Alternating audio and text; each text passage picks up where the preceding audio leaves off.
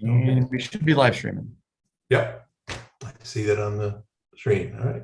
Well, welcome everybody to Board of Public Safety meeting for Thursday, October 14th. We're about to get started here. So, Michelle, let's take the roll. Good evening, everyone. Marshall Scott Collier, Here. Board Member Chris Preston, Here. Board Member Vince Loyal, Here. Board Member Jeff Baker, Here. and Council Member Liaison Dave Bertolino. Here. All right, and then also with us tonight, Director of Public Works Rick Brown, City Administrator Steve Cross, Captain Mundell, St. Louis County Police Department, and John Bradley, Captain at Metro West. Is that correct title for John Bradley? Oh, he's Assistant Chief. Oh, my apologies, Assistant Chief at Metro West, John Bradley. No worries. He worked very hard for that. He works for a Just living. checking. He doesn't worry about titles. So, all right. Well, thank you everybody for attending. First order of business, approval of the meeting minutes from the last meeting. I hope you've all had an opportunity to review them. Did anyone have any corrections or edits to offer to the minutes?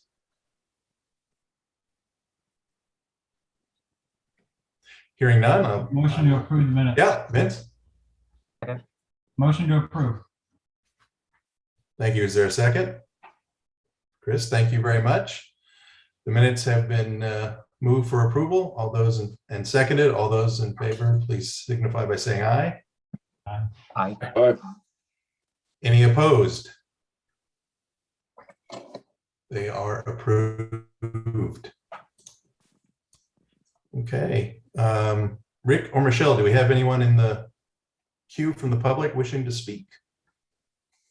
I do not see anybody in the attendees at all right now. So no, I do not. I'm not aware of anybody. All right. Very good. Moving on then. Item number 1 and for information, an update on Old State Road.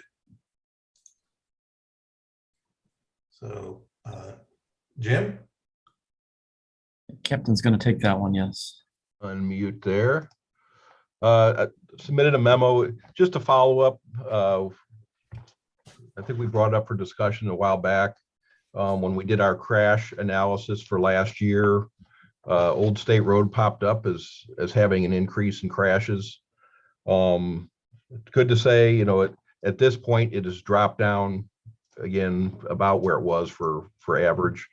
But we have a good rapport with the St. Louis County Department of Transportation. They kind of prioritized a review of the road, went back out. They were finishing one project, moved us to the front of the line to take a look at Old State, and I think they did some sign improvement up there.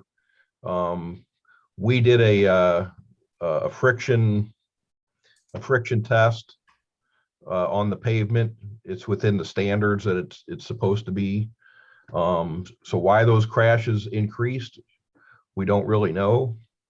You know, the road is what it is. It's kind of got a downhill slope to it pretty much along the way. A lot of curves, very narrow as far as not having shoulders. But between what we saw and what the county highway department did, there, you know, appears to be nothing of concern. But they did take the opportunity to improve their signage or update their signage. So I think that was positive out of that. That's kind of all I know about what they did. So, any questions? Follow up? Nope. All right. Okay. Thank you for the update. Appreciate it. Next, on to old business. Proposal for Thunderhead Canyon. Rick? Thank you, Marshall. This item was a follow-up from the prior meeting. As you know, we talked in great detail about Thunderhead Canyon at the last meeting. And I will note, as a result of that discussion, we have moved forward and installed the Keep Kids Alive Drive 25 signs.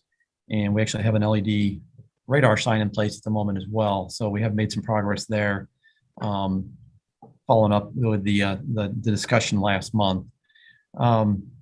But tonight I wanted to present to you, there was a further discussion last month about potentially completing a consultant study of Thunderhead Canyon to have a second opinion, at least in my mind, relative to the issue of cut through traffic primarily. So what I've got tonight is a proposal from Lockmuller Group.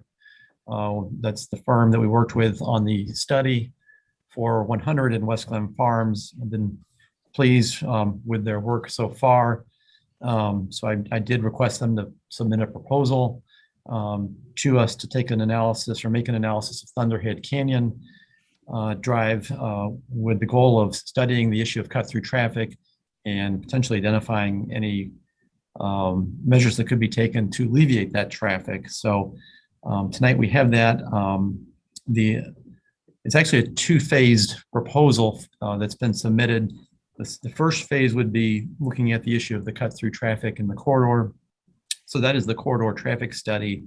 Phase two is a traffic calming assessment. So it's stepping back and saying what kind of traffic calming measures could be implemented on Thunderhead Canyon in addition. So phase two, there are two phases in the proposal that is in front of us tonight for consideration. The first phase of the traffic study cost was just under $10,000. I've actually had some follow-up discussions with Lockmuller Group, and I think I can bring that down to about $8,300 for the phase one cost to the city. Phase two, they quoted at $5,800. So the two combined is around $14,100, I believe. I did the math correctly. And so I put this on here, and at the request, I know Mr. Loyal was very interested in this as a possible next step. So we could certainly take a quick, we certainly could move forward if the board is interested in complete one or both of the phases of the traffic study of the proposal that's in front of us, if you like. Phase one, again, would be about $8,300 in cost. And with that, I'll turn it over for any questions or comments, I guess, at this point. I know that last meeting, Steve, you seemed to indicate that it wasn't necessarily a budgeted item. Has that changed? I don't believe that has changed, Mr. Loyal. I will defer to Rick, and I'll ask him two questions, actually. First question being if this amount is in any line item in the 2022 budget. Question number one, and then question number two, is there a line item in the strategic plan, the 5-year strategic plan, for an item such as this, even though those line items may be a little more general? So Rick, can you speak to that, please? Sure. So there, we do have a budget item in our Road and Bridge Fund called Other Engineering Services. And that item, we budget about, I believe we budgeted $85,000 for 2021, and I think we've carried it over to 2022 in the same amount. And that's basically the budget item that I typically use for this type of an expenditure for consultant studies, consultant work to investigate or do engineering of a fairly minor nature. But this would be squarely in what I would normally use that budget item for. In fact, that's what I used for Truman Road study at West Glen. I used Other Engineering Services. Now, that said, I am close to being spent for this year. Out of the 85,000, I believe I have about 6,200 remaining. So if this is the last expenditure out of that budget item for this year, I will be over about $2,000. Is this, Dave, is this in your council district? No, it's not. It's in Ward 4. And had those council members expressed any interest to proceed with that? I haven't spoken with them directly about that proposal, Ben, so I can certainly do that. in previous meetings, I know and have talked to them when we've had discussions about Thunderhead Canyon before, and their comments were something like, yes, there's always been some issues on that road ever since, like Katie, who's been around for a long time, Kenny Dodwell. But none of them ever raised the issue of having a traffic study done. That's quite a bit of money to do two traffic studies in my mind. And unless we have data from crash data, and Captain Mondell, maybe bounces back to you. Do we have crash data and or ticket information that says that this particular stretch of road can be improved in some way? And we've had issues. The other thing I'd like to see is the HOA from that area step forward and say if the citizens want us to take some action there. And I know we've had one resident there who's been fairly consistent in his concerns about traffic, and we have done some things, as Rick just mentioned. I guess my 2 cents, Scott, is that, and Vince, is that I think we ought to take one more step and get the HOA involved and 2 council members to see if we really want to go forward with a potentially, $15,000 study.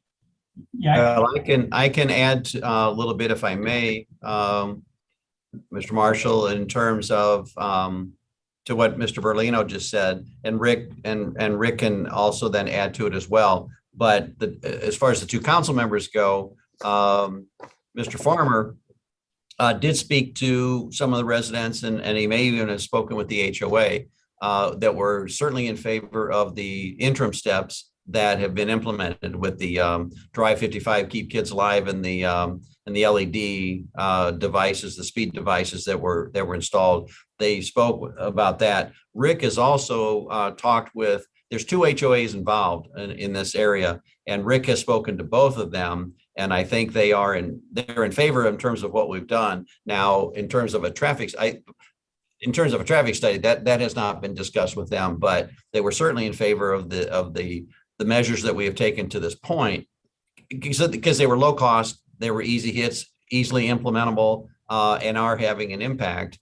And so the council members, like you say, Mr. Farmer in particular, and the HOAs were both in agreement with that. Rick, do you have anything else to add to that with regards to the HOAs, or Katie or Joe? No, Mr. Cross, I don't believe I do. I didn't follow up with them with this in mind and get their feedback. So I really don't know specifically what they would say about moving forward. So we could certainly do that if that's the I was desire. more interested in Joe Farmer in particular was certainly in favor, because he did speak to one of the HOA members and some residents, and was certainly in favor of the things that we put in place. So he did voice that, correct? Yeah, I think that's fair to say that, yes. And the HOAs were both in favor. You have spoken directly with both HOAs. They were in favor of what we've done. Yes, definitely. Okay. I thought I came away from one last meeting with the understanding that we were going to implement the things that you've done in the past month, and then kind of wait and see if there was a positive result of that before we kind of went further to determine about a study. So I was surprised, quite frankly, that you had the proposal. Thank you very much. Well, I'll thank the consultant for you for doing it and getting it to us. But yeah, thank you. Rick, I'll add, as Mr. Bertolino mentioned, as far as crash data, there's probably little to none. I'm hazarding a guess here without looking at the cold hard facts, but in recent memory, this is a residential street. There are usually very few accidents on residential streets, and nothing would come to mind that we got an obvious terrible problem there because we had this terrible crash. That's not true to my understanding. And as far as enforcement, since this has surfaced again, with resident complaints over the past several months, we've made an additional effort to be in there quite a bit, and we're not getting violations in there. I'm sure at times there are people that'll buzz through there that are going faster than they should, but it is not showing itself as the overwhelming problem that the residents pointing out. And there was speed surveys conducted, and there also, with the covert devices that are not showing a huge speed issue also. I think it's more of an issue that it's a cut through between, the main road of Clayton Road and, in a large subdivision off of West Glen Farms.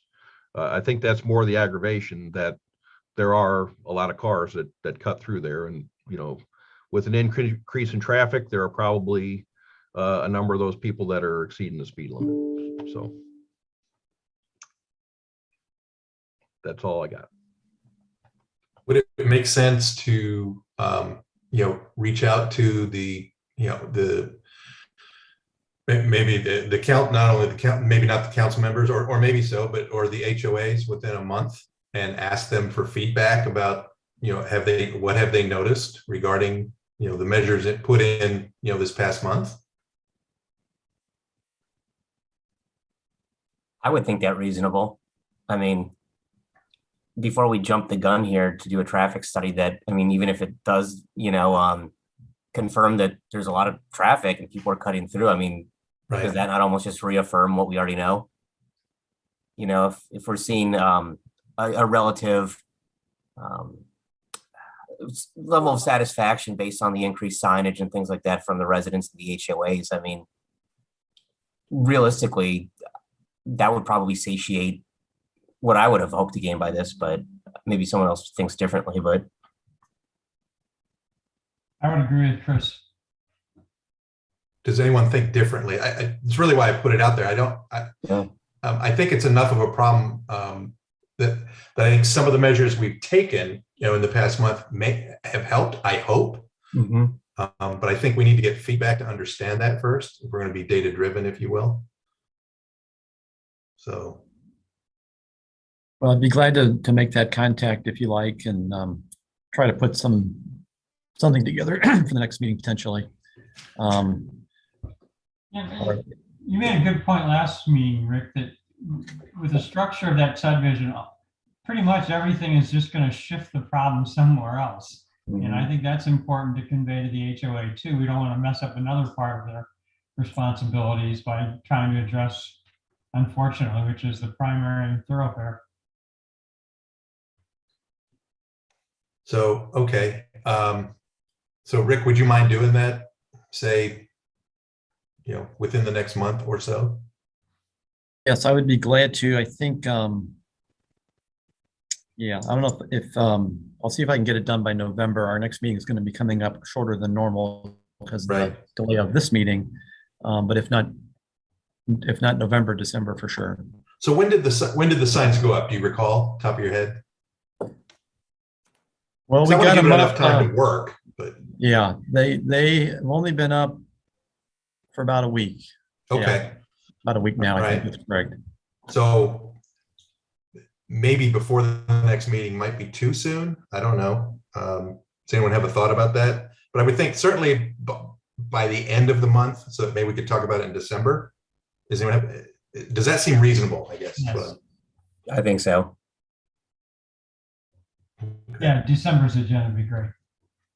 Okay. Good. Sounds like a plan. Rick, I really appreciate you, getting that the bid. I think it brings forth some good ideas. Certainly, depending on the feedback we get, that might be certainly a next step that we should take, depending on the feedback.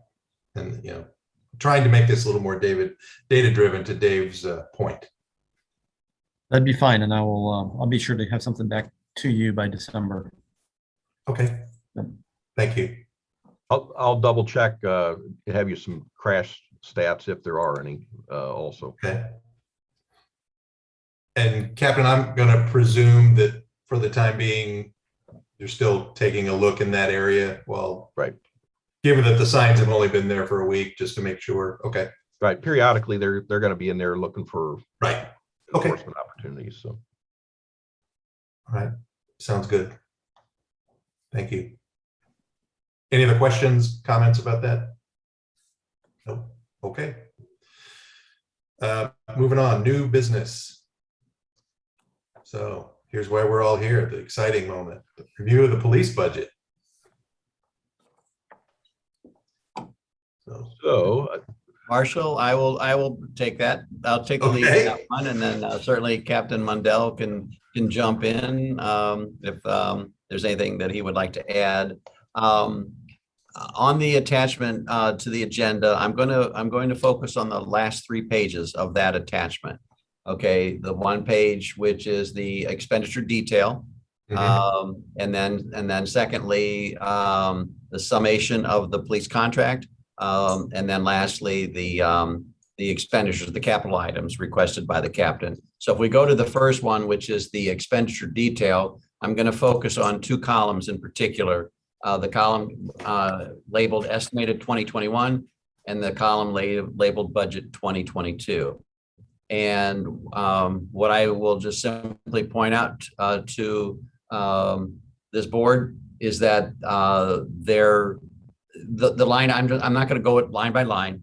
You all can read just as well as I can, so I won't bore you with going line by line. But there's a couple items that I will point out to you. And as you can see, there's really not much of an increase in terms of 2022 versus 2021. Elected appointed officials, that includes the prosecutor, and then the prosecutor for certified cases, and a slight increase there, just in the number of cases. The next line item, and again, I'm going to focus on where there are increases. The part-time for that has to do with the court costs. Okay. Well, actually, that is the part-time prosecution clerk. And so that part-time went from $12,000 in the estimated 2021 to $21,000. And there's 2 reasons there. First of all, municipal court was not in session, if you will. The court was open, but we were not having in-person appearances. And therefore, there were no need for that part-time person. Yeah, for 3/4 of the time. Plus, that position was vacant for a while until we recently filled that. And so that is the increase then from the 12 to the 21,000. The rest of the line items are pretty much comparable to what they were in 2021 until you get down to the big dollars, and that is the police contract itself. I'm happy to report, and I'm sure the captain is happy to report, that overall, the police contract that was presented to us by the St. Louis County Police represents a 0.6% increase in 2022 versus 2021. So for all intents and purposes, it's relatively flat. On a month-to-month basis, it only went up $2,600 per month, from about $409,000 per month when you annualize it down to $411,000 per month. So it's a very small increase.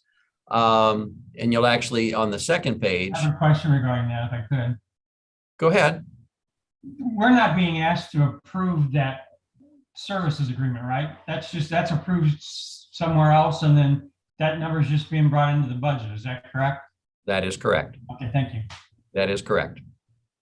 So so speaking of that, Mr. Loyal, up until this point, and for the last, maybe 10 years, there was an initial contract drafted, and then there were addendums to that contract each and every year, which basically represents the next page, this Exhibit A, that identifies the number of police officers and so forth. Mm-hmm.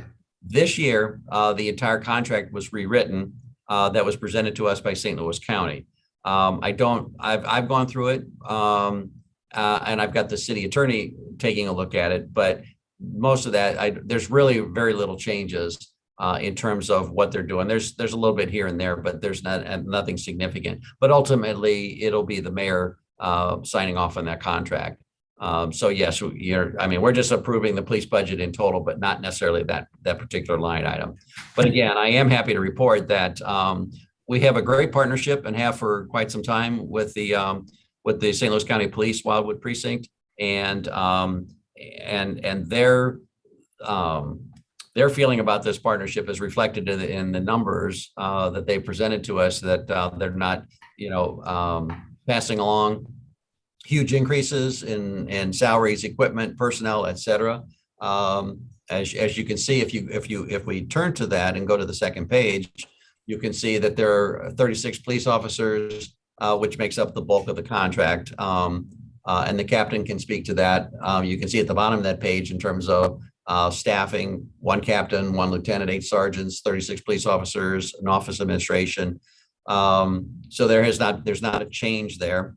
And then the other line items are pretty much the same. So moving on to finally then in the police budget is approximately a little under $52,000, $51,900 for some capital items that the captain would like to fund in terms of traffic devices, messaging board, and some other items, security camera expansion, particularly in community park, and some vehicle mounted radar units, et cetera. The flock camera, license plate camera, and so forth. And so that is built into this budget as well. We're using Prop P funds for a lot of this. So that's really it. I'm gonna stop there, give the captain an opportunity if he would like to speak to it, and then both the captain and I are certainly available to answer any specific questions you may have. But Marshall, with your permission, if the captain would like to add his thoughts to the budget as well. Sure, please. Really going back to the cost sheet, our per officer costs are based on our average salary for the department. So the fact that we might have a newer officer that's been on a year or two, and an officer that's been on for 25 years, those real salaries are not figured into this. So it's average salary for our police officers and supervision beyond that. And for next year,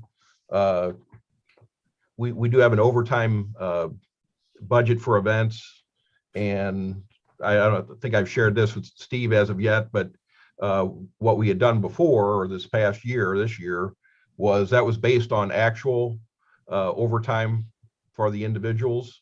So next year that will go to the average also. I don't think there'll be much of a change, but it makes it easier for everybody doing the work to say we had 10 officers, that worked this parade event, as opposed to these specific 10 officers, and then we have to figure out their hourly rate and all that. It's a lot of back and forth to get those numbers. It's easier just to say it was 10, average cost is this, and it makes it cleaner for our finance people to bill it that way. So, and there will also be more overtime events in 2022 than there were in 2021, because the first half of the year we didn't hold city events, and therefore we did not need police services to cover those events.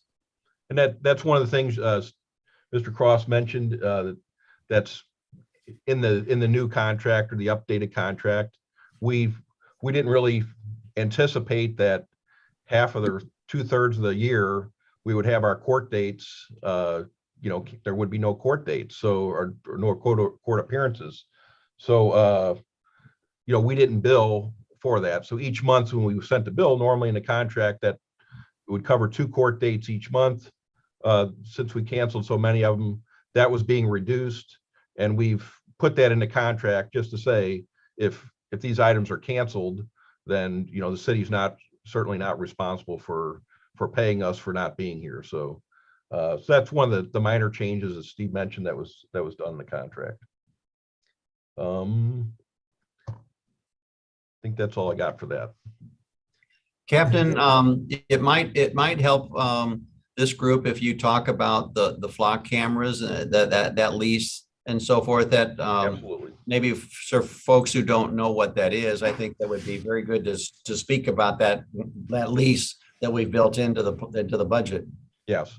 So flock cameras over the past year to 2 years have technology obviously has improved quite a bit. These fixed license plate reading cameras have become a tremendous influence on crime fighting, basically. Typically, our crime trends in Wildwood are property crimes, they're thefts. And we know over the past year to 2 years, individuals will come out into this area in a stolen car. They'll roll into a subdivision. They have a couple runners, they hop out and they start checking door handles on cars. Anything that's unlocked, they're going to spend a couple seconds in that car looking for whatever they can grab. Unfortunately, we lose about 6 guns out of unlocked cars. And then if they find one that has the key fob in it, then they will take the car. So our auto thefts have gone up because of that trend. We've combated that with the reminder signs, the blue signs that you see at the entrances to some of the subdivisions.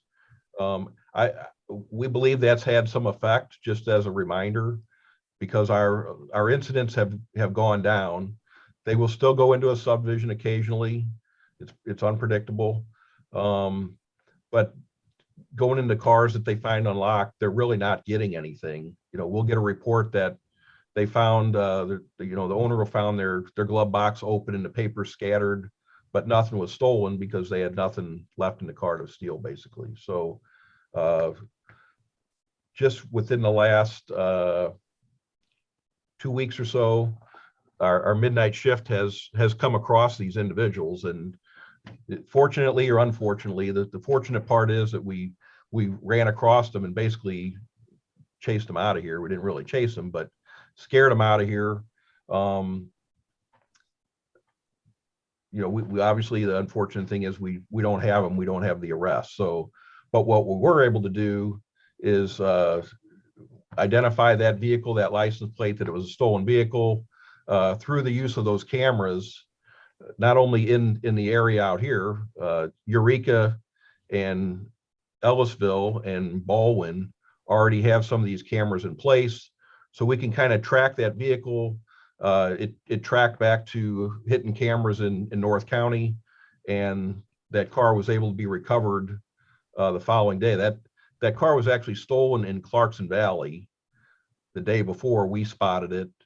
And then the following day, it was tracked to North County, located and recovered, so that the car was recovered for the owner, obviously.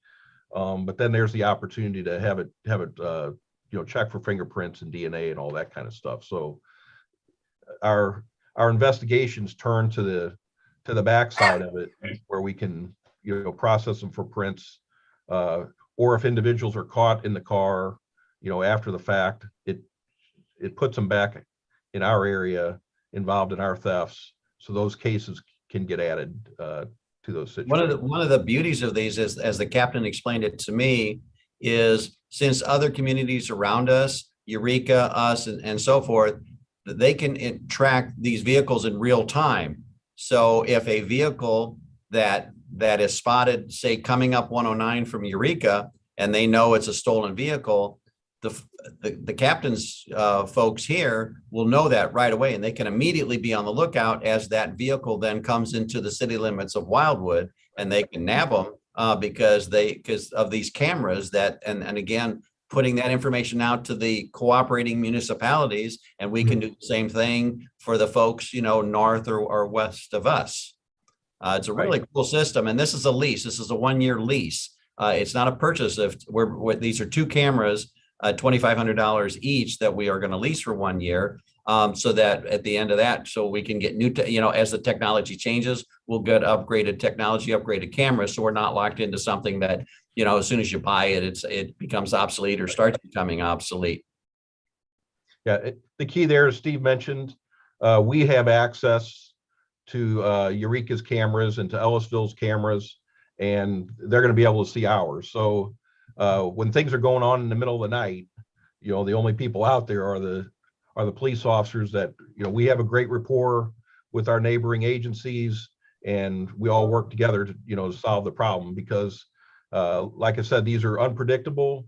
They may roll into Eureka and get in some cars down there.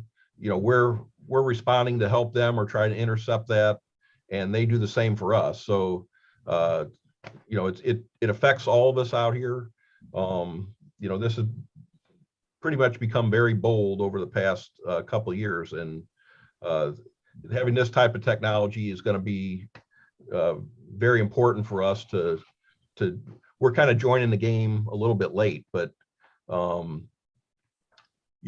we've kind of these couple cameras that we're going to put in helps to put kind of a fence, if you will, around Wildwood, that we can see vehicles coming in and out.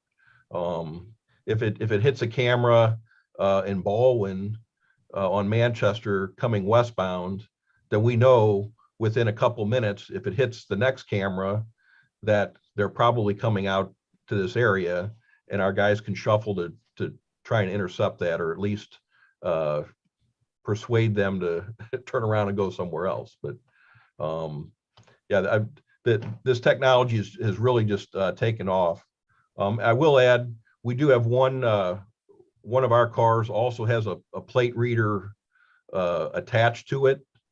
So our camera system that we use, in the in-car cameras and the camera system that the officers' body cams that they wear, there was another application to that, which is to put cameras mounted on the vehicle that run license plates or check license plates. It feeds through our in-car mobile computers, and it's telling the officer that's driving that as he's roving around that there's a car of interest. And as far as that, sometimes there may be concern about personal privacy. These license plate reader cameras, whether it's on the car or these fixed posts, they're not, if you drive down the street, they're not saying that Scott Collier drove past this location. It's not running the issues on the license plates. It's going to the crime database, basically. If your car's in there as a stolen car, it's going to flag it.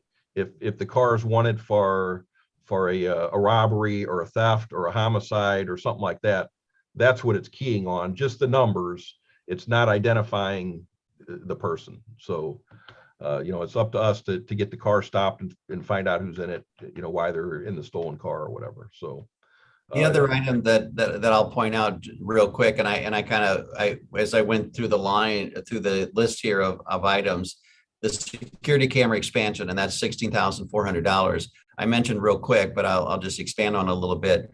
Those are cameras in the community park. As you all know, we have been experiencing quite a bit of vandalism in our parks, community park in particular. So this $16,000 represents putting a camera in the pavilion, and it represents putting a camera in the parking lot. And that will be tied into the police security camera system. So then that information, now it won't be shot back to here at City Hall, because we can't do that. But the information will be retained on a little server there at the location with a very, very, very large capacity, terabytes plural, that will capture information and then can be downloaded, so that if an incident occurs, the captain and his team then can go back, and it might be overwrite it every, say, 30 days or whatever it might be. But we're hopeful that that by putting those cameras in that particular location where we've experienced a lot of vandalism and expensive vandalism, that maybe this will be a start, and ultimately we may need to do it in other parks as well. But that's what that $16,000 represents. Captain, anything else you want to add to any of this? No, I think that covered. The biggest new thing there is that camera system. Last year or so, we got the security system, camera system installed here in City Hall and the parking areas.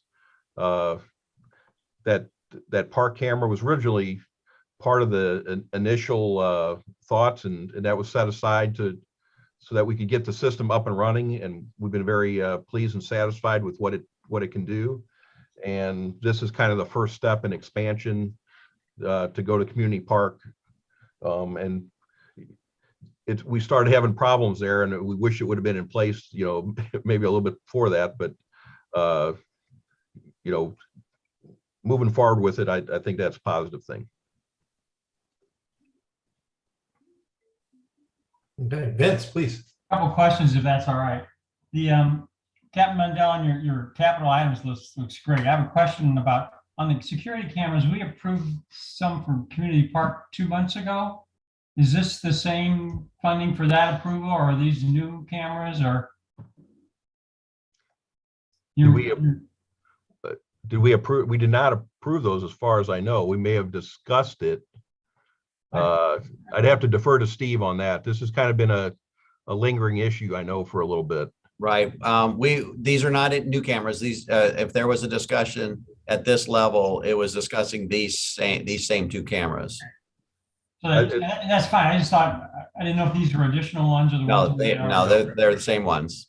Okay. I think we kind of deferred the funding of it into next year's budget as opposed to this year's budget. And regarding the capital equipment, when you purchase capital equipment such as the radar units, the message board, does the city of Wildwood retain ownership? And yes. Just on the bizarre thought that years from now the contract changes, you wouldn't be taking the message board and those items with you. Okay. Right. Yeah. No, you are correct. I had one other thing here on the cover sheet that was given to us in our handouts, where it talks about the police services. And I don't know where this goes or who gets this, but in the one paragraph, I just noted that it references fiscal year 2014. And then later in the paragraph, it talks about the DARE program. I didn't think the DARE program was any longer in function, but I didn't know. Don't know if that's a clerical thing, cut and paste thing, or what, but I just had a question about that. Well, first of all, the original contract that I referenced that is being rewritten probably goes back to 2014. I'm not sure, Mr. Loyal, what you're looking at that's saying that. It's the first page. Oh, okay, I see. Yeah, it's there.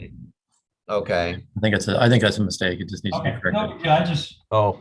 And the last question I have is, Steve, what is the total revenue from Prop P? I know we're going to expend about 1.8 million. Do we know what the budgeted revenue is for Prop P money? Yes. Give me just a moment here, and I will tell you that. I'll comment I'm thinking it's about 2.8 million, but let me verify that.